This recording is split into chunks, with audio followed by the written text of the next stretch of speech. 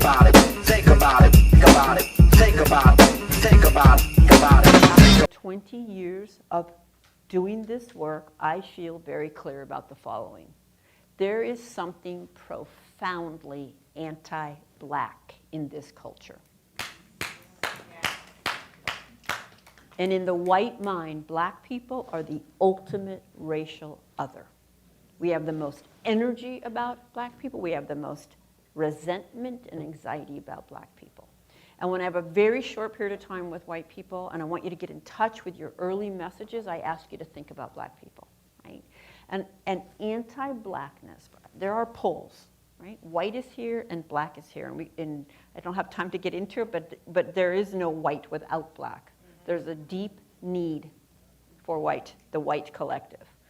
There is no superiority without inferiority. What's up, family? This is your man, not your boy, bringing you another Go Nugget that you can either pick up or you can just kick it aside. I just want to share this video to many of you all.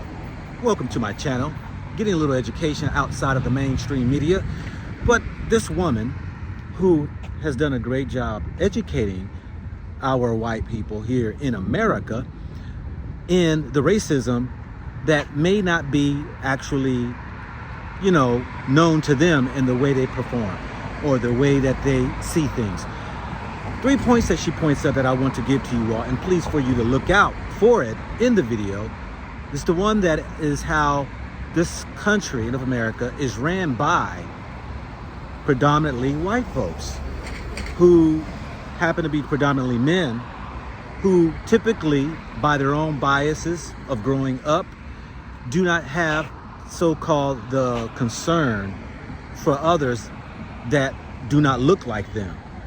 The other is the image that are portrayed, whether it's on TV, whether it is on magazines, movies, what have you, that are controlled by white people and other media platforms that do not have the interest for those who just don't have the same background as themselves. And lastly is the fact that living in a society that we as a black people are the minority has a bad hand dealt to us, where she confessed that we're getting the raw deal and that the other people or race of people in America has it better than we do. Check out the video, and hopefully that you can learn a thing or two about what she's saying. This is the House Freedom Caucus. This is arguably the most powerful committee in the nation. Talk about making decisions at the table that will affect the lives of people who are not at that table. They're literally discussing the health care bill when this picture was taken.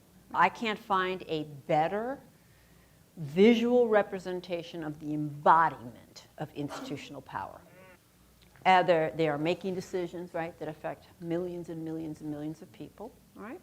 So can you see that this is a good representation of what it means to say institutional power? That whatever, even if they were the nicest people in the world, by virtue of that homogeneity, they're going to embed implicit bias into policies and practices, right? Because they simply don't even know other people's realities or needs. Okay. So if you walked into the room, would it be almost visceral to you? Can you also see that these men, by every axis, they're cis, white men, they're probably multimillionaires, they probably went to the finest schools, and their entire lives they've been groomed to be sitting at that table and have always seen themselves as the smartest people in any room. Okay? You're all clear, aren't you, that people who grow up poor don't end up at that table?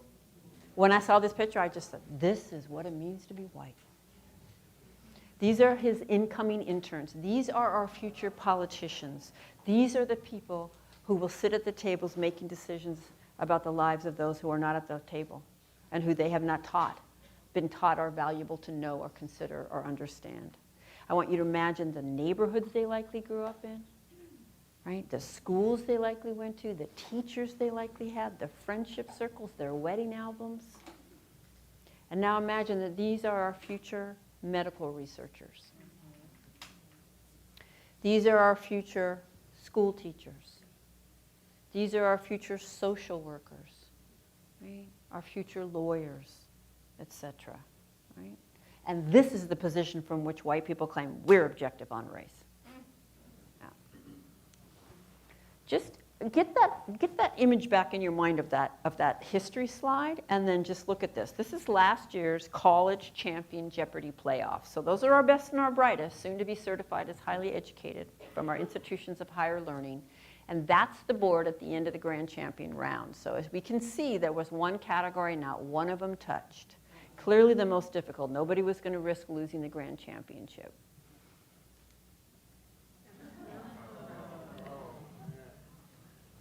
You know, it's just one picture. I think it speaks volumes. And I don't feel that I can do justice to what it means that we don't know our history, that we could ever separate it out and see it as their history, not the history of this country.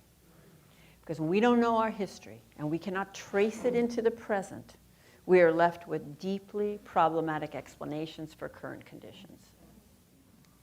All right, so legal authority and institutional control is what transforms people's prejudice into a far-reaching system. So let's look at race in 2019, right? So the presidency and vice presidency, 100% white. The US Senate, 91% white. I just have to point out again, the most diverse Congress we've ever had. The House of Representatives, 73% white. The current cabinet, 89% white. The governors, 98% white. Mayors, 88% white. Military advisors, just think about who we go to war with. 100% white.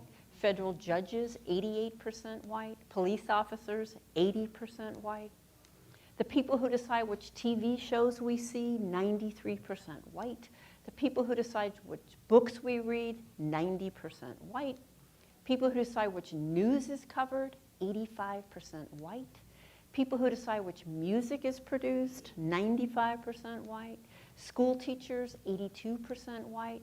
Full-time college professors, 84% white.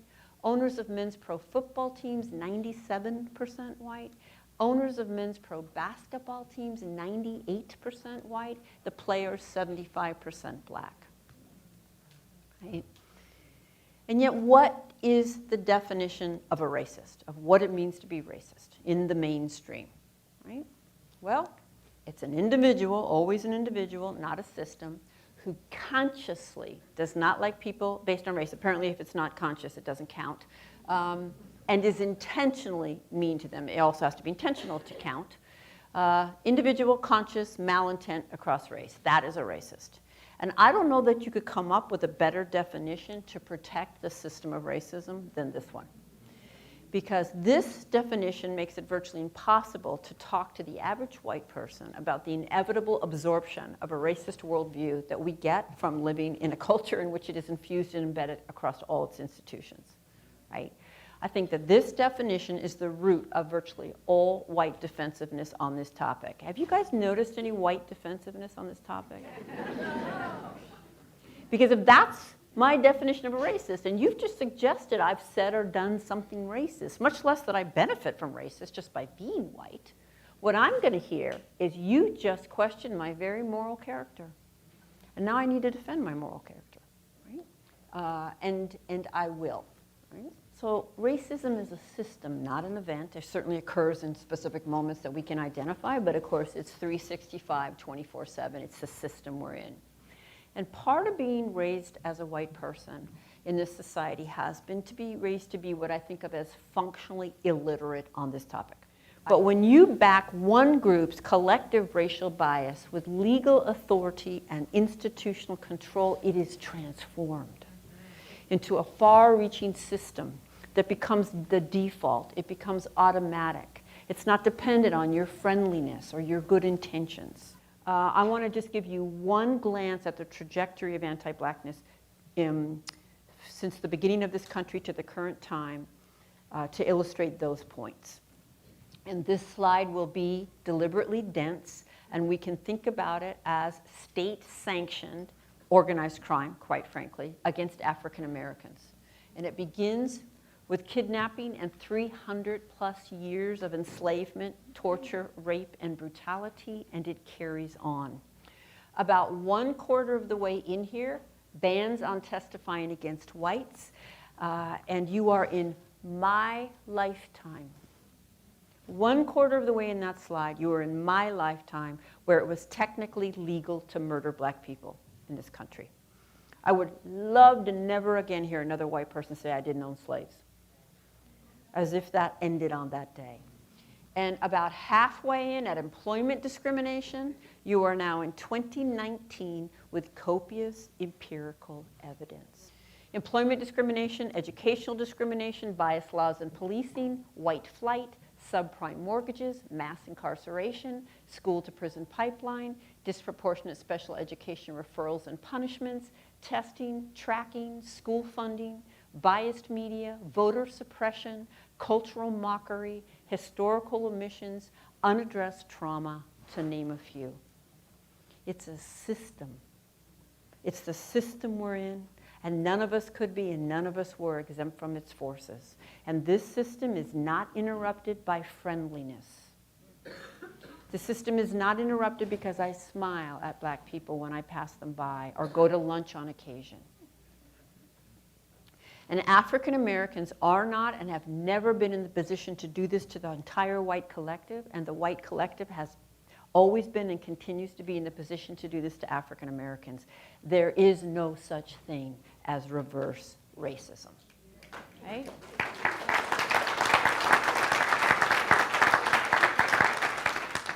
So let me say a little bit about some of the challenges of trying to educate white people on racism. And a great example is I was recently going to give a similar talk to a large tech company, and before they would sign the contract, the legal department wanted to see my slides. And when they got to this slide, they actually asked me if I could take the word white off the slide. To which I replied, "You really should have vetted me before you called." No, I won't. If you are white, I'm sure you have an opinion on the topic, and I don't know virtually anyone in this room. And yet I am confident to say the following. If you are white and you have not devoted years of sustained study, struggle, and focus on this topic, your opinions are necessarily limited, superficial, and uninformed. Wow, how can I say that when I don't even know you? I mean, maybe you've been to Costa Rica.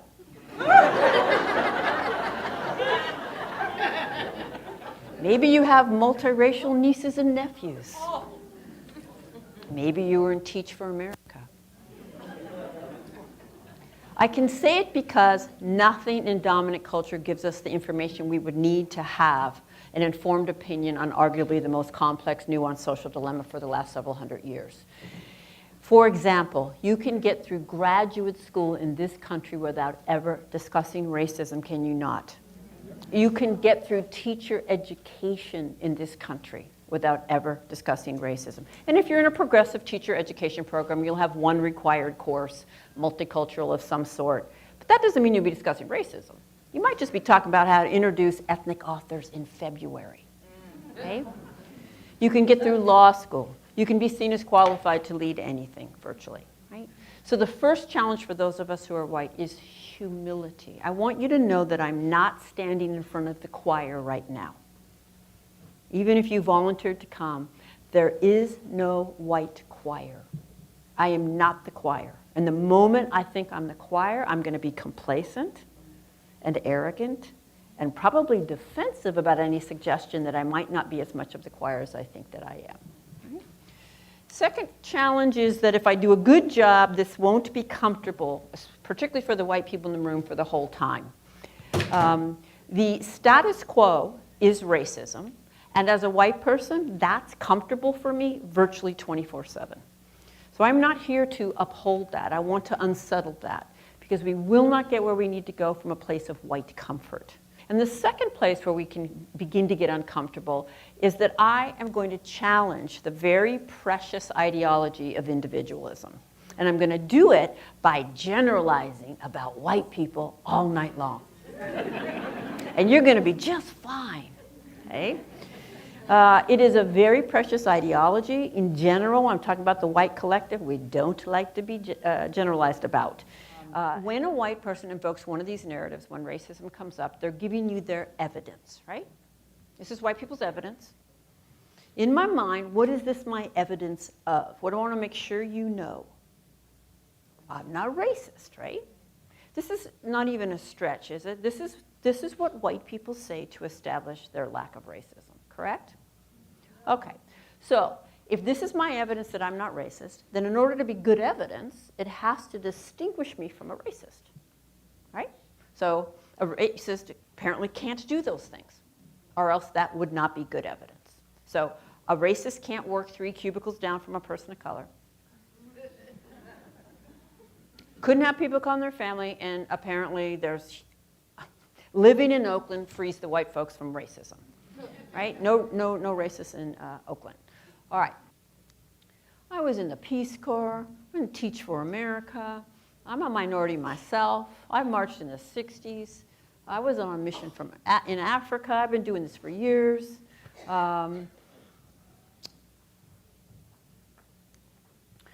Well, this is probably popular in Oakland. We don't like how white our neighborhood is or is getting, but we had to move here for the schools. What could we do? I think it's disingenuous. I think we do like how white our neighborhoods are. And I don't think our kids could be exceptional and have the best if somebody didn't have less.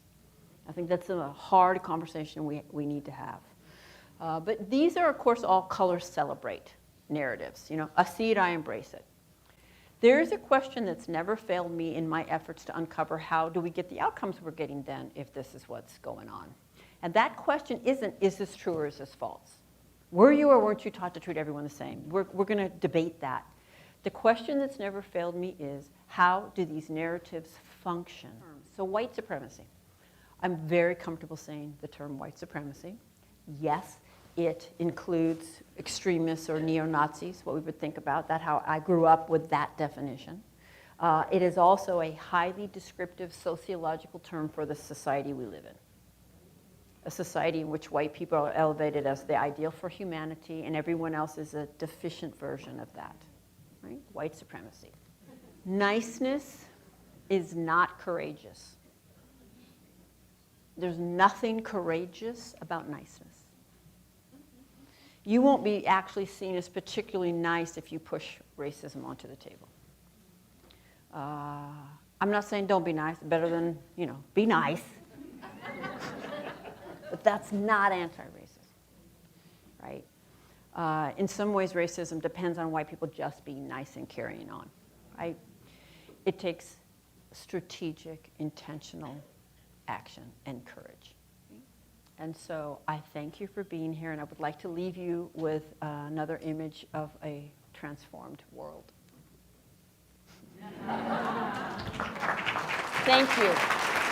Think about it, think about it, think about it, think about it, think about it.